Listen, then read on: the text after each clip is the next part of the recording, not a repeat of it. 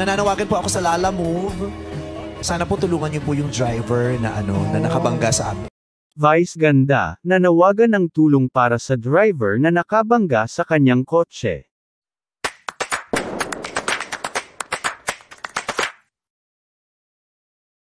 Ibinahagi ng Unkabogable Phenomenal Box Office Superstar Vice ganda sa episode kahapon ng It's Showtime, ang tungkol sa kinasangkutan na aksidenteng ng sasakyan niya noong Sabado madaling araw.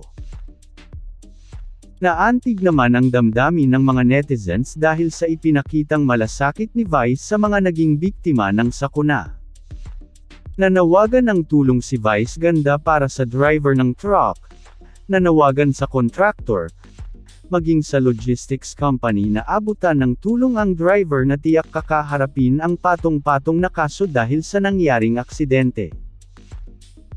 Hindi mapigilan ng TV host comedian na si Vice ganda ang pagkaawa sa truck driver na nakabangga sa kotse niya.